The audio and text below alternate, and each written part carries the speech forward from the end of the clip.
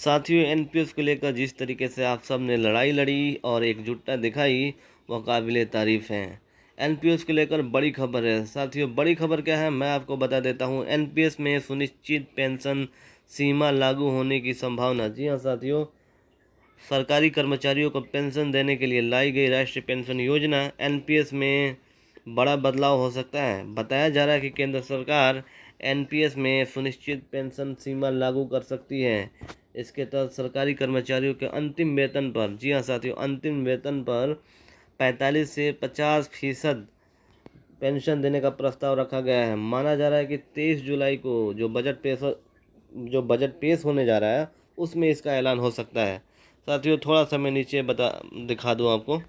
गौरतलब है साथियों कि पिछले साल सरकार ने नई पेंशन स्कीम की समीक्षा करने की बात कही थी और इसके लिए वित्त सचिव टीवी सोमनाथ की अध्यक्षता में समिति गठित की थी।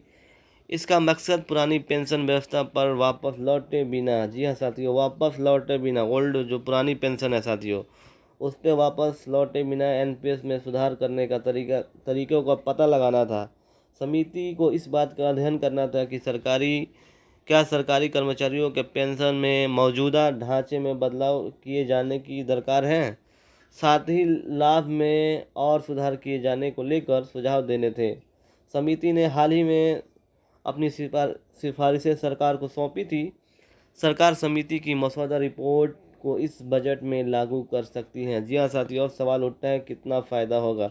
साथियों, बताया जा रहा है कि प्रस्तावित मसौदे में सरकार किसी कर्मचारी का अंतिम वेतन पर 45 से 50% सुनिश्चित पेंशन राशि देने की घोषणा कर सकती है।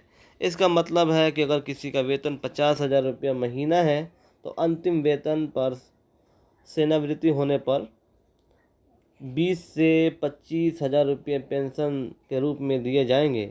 यदि पेंशन राशि यदि पेंशन आधा राशि कम है तो सरकार अपनी तरफ से, जी हाँ साथियों, सरकार अपनी तरफ से इसको देगी। साथियों, सरकार भी अपना भला सोच रही है। खैर, ओपीएस को लेकर अभी राह आसान नहीं है। हम सबकी लड़ाई जारी रहेगी। हमारे साथ जुड़े रहिए, हमारे चैनल को सब्सक्राइब कर लीजिए। अगर कोई खबर होती है तो हम आपको ज़रूर बताएंगे। अगर कोई सवाल हो तो हमसे पूछिए, हम कोशिश करेंगे आपके सवालों को जवाब देने के लिए। इस वीडियो में बस इतना ही साथियों, धन्यवाद।